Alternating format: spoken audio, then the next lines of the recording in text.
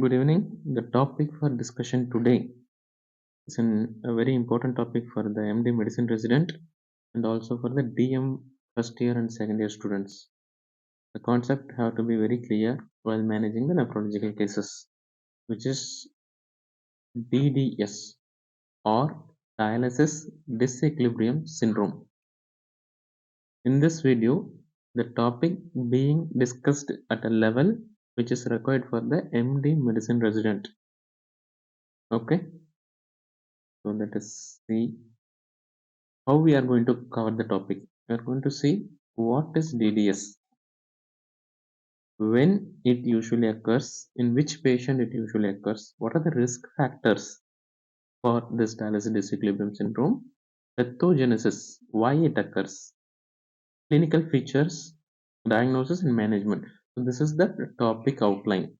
So to this, even if you get this question in your theory 10 mark, then also you can add the information subheading wise. And if you are seeing the patient clinically also, then also you will come to know what is it about. So first, what is it? What is this dialysis disequilibrium syndrome? The name itself says there is some kind of disequilibrium occurs. Where it occurs in the brain. Because in CKD patient, because of the waste product accumulation, which is urea, creatinine, other middle molecular waste products, it might get accumulated in the body. Dialysis is nothing but we are clearing out the waste products. Because of this clearance, we are clearing out the waste products from the body. There is some disequilibrium which occurs in the brain. So that is called as dialysis disequilibrium syndrome, which occurs after the dialysis. So in technical term, if I have to put, DDS is characterized by a range of neurological symptoms that affects the patient on hemodialysis. So this is the technical term. There is no exact definition for this and all. So DDS is nothing but a range of symptoms. What symptoms? Neurological symptoms that affects the patient who are started on hemodialysis. Will it occur only in hemodialysis? No, it can occur in peritoneal dialysis also, but it is very, very rare in peritoneal dialysis because of the lower clearance in the initial time. When it occurs, it usually seen when the patient is first started on dialysis. Because in hemodialysis, as a medicine resident, you might be knowing the blood flow and the dialysate flow affect the clearance. So a higher clearance can be given during a hemodialysis session. So that's why these kind of some disequilibrium can happen. So when it is going to happen?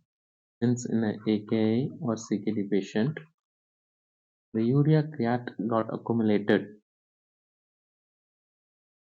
It is more commonly clinically we see more with CKD patient than with AKI patients, because CKD patient over a period of time they accumulated to a higher urea and creatinine.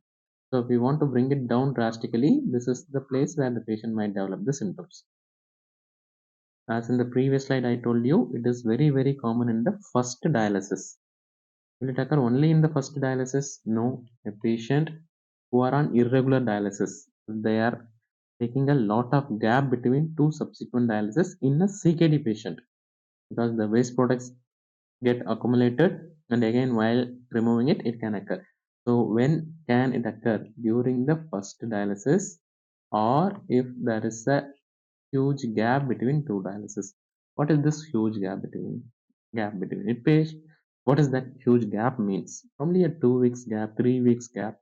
That is a good amount of time if the patient is a case of CKD with a normal urine output. Probably a patient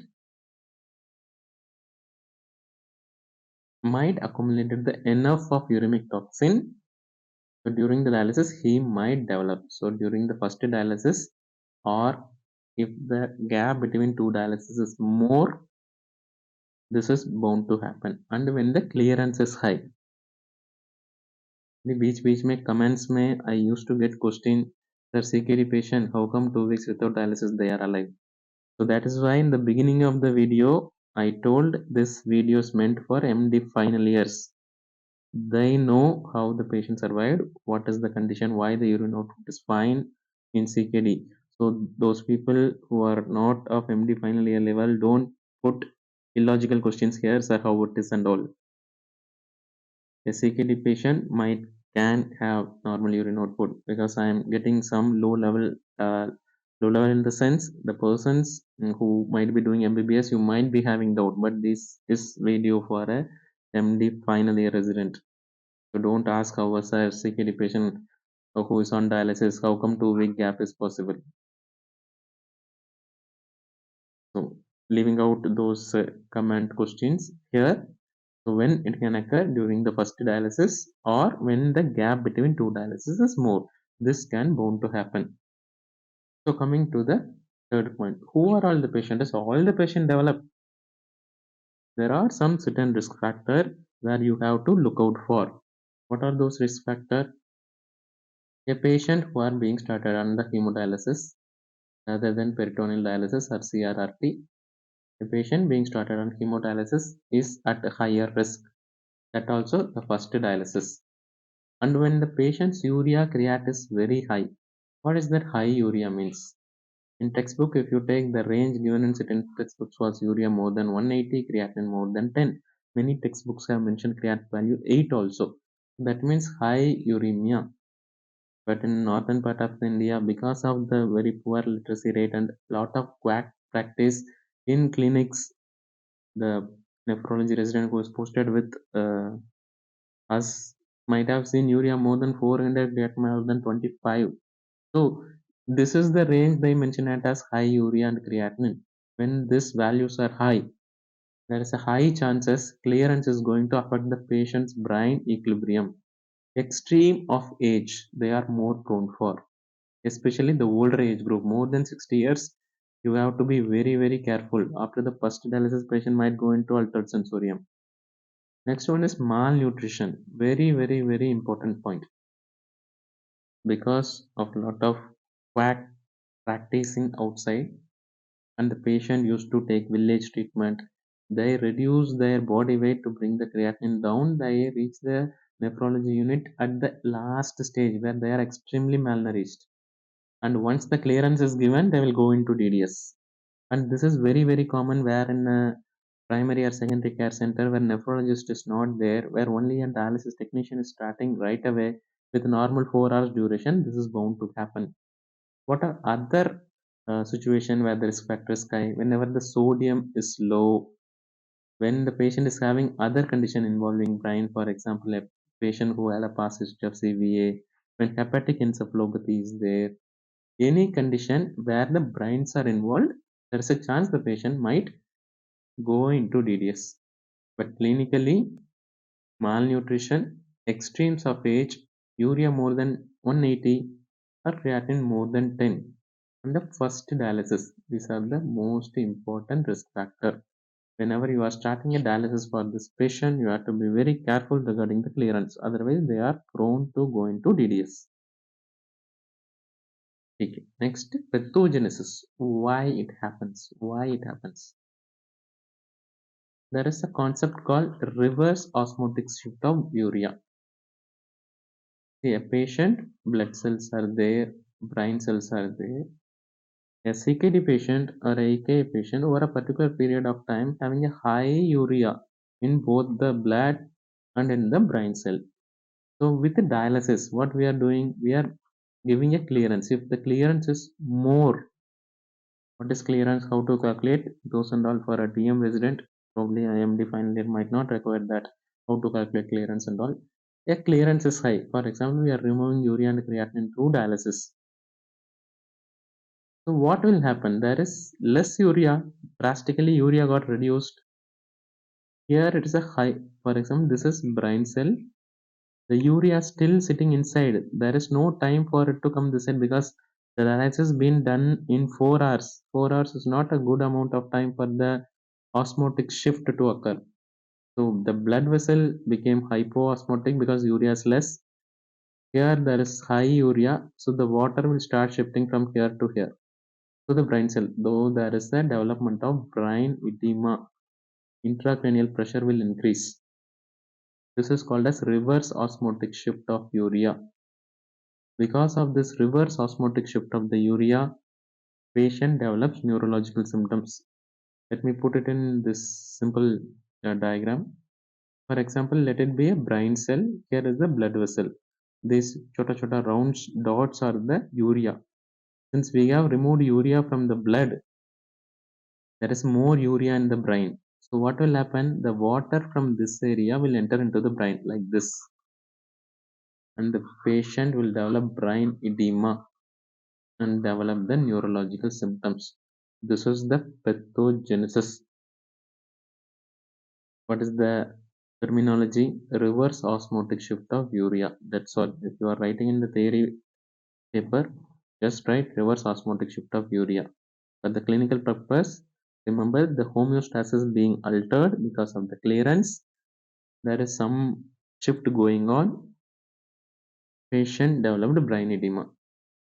Some student can have doubt that urea is an ineffective osmol. How come this is affecting the shift?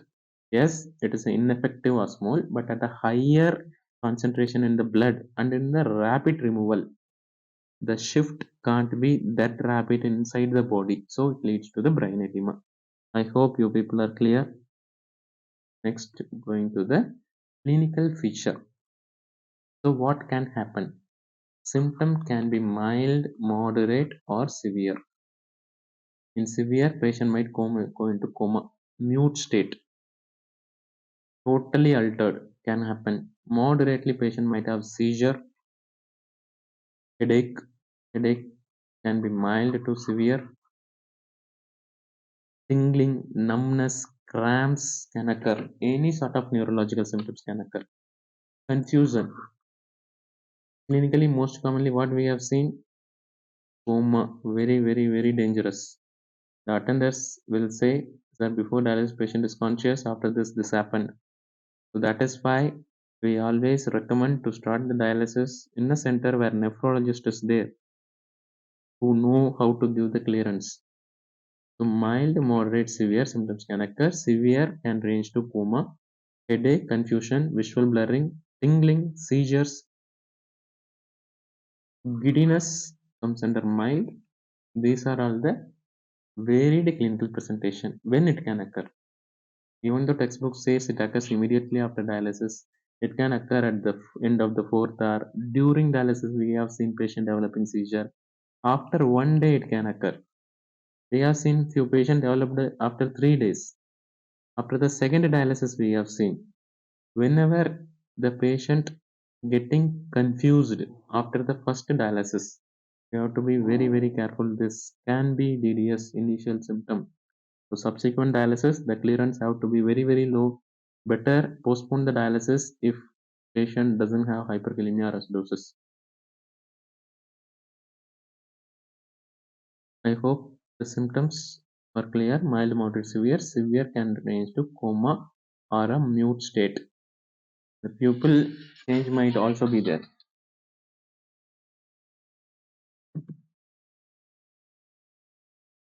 Just a minute. Now the clinical picture is over. Now coming to the next one. How to diagnose this? There is no specific investigation to diagnose DDS. It's a purely a clinical diagnosis. But since the patient, if they develop moderate to severe symptoms, a NCCT head can be required to rule out the other condition. Sometimes MRI brain can be required, which might show posterior reversible encephalopathy type of picture. In few cases, we have seen. And apart from that, is there any blood or imaging investigation? Particularly, I can find the diagnosis. No, there is no particular diagnosis. You have to rule out the other condition like CVA, bleed. Suppose if patient is having fever, neck rigidity and all, probably CSF might be required to rule out meningitis. Other blood parameters, you have to check the ammonia to rule out the liver involvement. So there is no specific investigation. Probably EEG might be required if the patient is having a continuous seizure. These are the diagnostic tests to rule out other condition. EDS, there is no specific test. Probably you can see how much clearance the patient have achieved by comparing the pre and post dialysis urea and creatinine. If there is a more than 60% clearance or more than 55%, some textbook have mentioned, if the patient have achieved, there's a chance the patient might have developed a TDS. That's a nephrology posted resident, MD resident can clinically clearly see the case. Patient might be conscious oriented, urea might be in the range of 250, creatinine might be in the range of more than 10. First dialysis is given, even though clearance is very, very low. If you calculate based on either a high clearance because of the patient body surface area, if the clearance is more, next day patient might be confused. So these are all the some of the investigations which might be required. So what is the treatment? With respect to the DDS, it is always the prevention which is better than the cure. So always give a low clearance. That is why a first dialysis should be of very less duration, since blood flow into duration and the dialysis surface area is going to decide the clearance. Give a low blood flow, 150 to 180 ml per minute, and a low duration, 1.5 hours, 2.5 hours. There is no fixed timing. It depends on the patient build, patient initial urea creatinine level, and the chronicity with which the uremia accumulated. Higher the chronicity, lower should be the duration. We have started few patients on 1 hour dialysis also. Daily we used to give for 1 hour or a gap of 1 to 2 days we start the next dialysis. So the clearance should be very, very low. Even if the patient coming after a gap of few weeks, 2 weeks or 3 weeks, again give the clearance very, very low. During dialysis, keep the blood flow very, very low, keep the duration on the lower side, with which the shift in the patient blood and the brain won't be gross. For example, patient is having uremia here, we won't bring it down drastically like this graph. We bring it down little bit and again let the uremia to be there in the body somewhat and try to bring it slowly down. And one more point I missed while in the diagnosis, fundus examination is also important. Okay? CT, MRI, fundus, and other investigation to rule out a specific particular DD, differential diagnosis. So first, what is the step to prevent DDS? The clearance should be very, very low. So this is the first step. What is the second one? Suppose if the patient developing symptoms, uh, 3 hours patient received, he started some kind of neurological problem. Better to stop the dialysis. Suppose what to do if the patient is having both hyperkalemia and you want to give clearance. You have to reduce the duration and give it in the subsequent day by which hyperkalemia can be managed. And suppose if the patient developed symptoms, for example, a patient went into severe DDS, how to manage it? In the dialysis machine, you can use something called sodium modeling. In-depth discussion might not be required for the medicine resident, probably for a DM resident it might be required. What is this sodium modeling? In simple terms, if I have to put, you have to keep the sodium level higher in the dialysate, 10 to 15 milliequivalent higher than the patient blood. Why? Because urea is gone, at least in the blood vessel you are bringing back something which is hyperosmolar. So 3% NS forms one of the treatment, or mannitol you can use. Since the patient is a case of CKD, mannitol use might cause pulmonary edema. So these are all the stuff, at least for the gross understanding I am saying. After listening the lecture, can you jump and start treating the patient? No, there will be a lot of doubts. When to use 3% NS, when to use mannitol. These and all out of scope for the discussion of this video. Just remember, sodium modeling can be done in the machine. What does that means? We are trying to keep the sodium level higher in the dialysate machine. 3% NS can be used or mannitol can be used. More doubts might come over here for a MD resident. Sir, 10 to 15 milliequivalent रखेंगे, there will be gross jump in the sodium level. No, that will be managed as per the patient sodium. That is why it is called as sodium modeling. The patient sodium will be rising by 5 to 6 milliequivalent only. And based on the neurological improvement, we will try to adjust this also. So second is this sodium modeling. Is there any other thing you can do? Remove all this.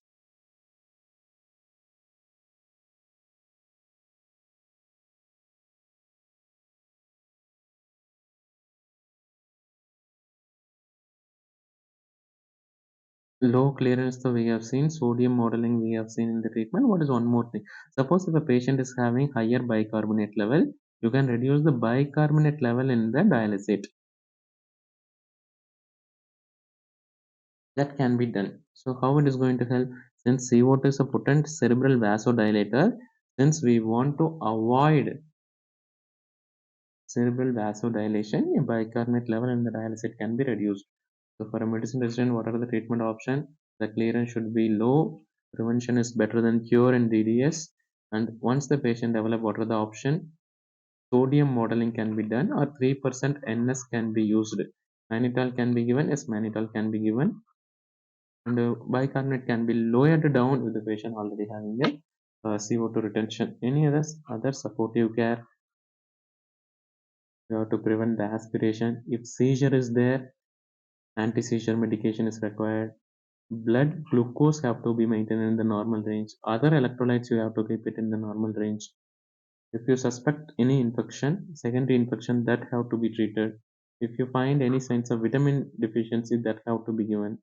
If a patient is malnourished, the malnourishment can be uh, somewhat treated by giving amino acid infusion or protein infusions. So these are all the other supportive care regarding DDS.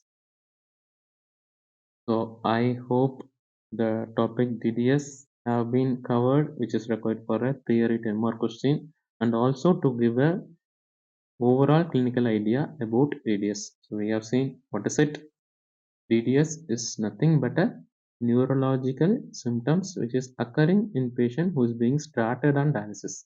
And we have seen when it will occur. This we can use it as a summary. So what is the summary? We have seen what is it, when it will occur, first dialysis, or if the gap between two dialysis is more, what is the risk factor, what are the pathogenesis? It's just nothing but the reverse osmotic shift. Clinical feature we have seen, diagnosis, what are the investigations, management. So these are all the subtopics under which we have seen the most important clinical condition, which is called DDS, dialysis disequilibrium syndrome. I hope you understood. Bye bye.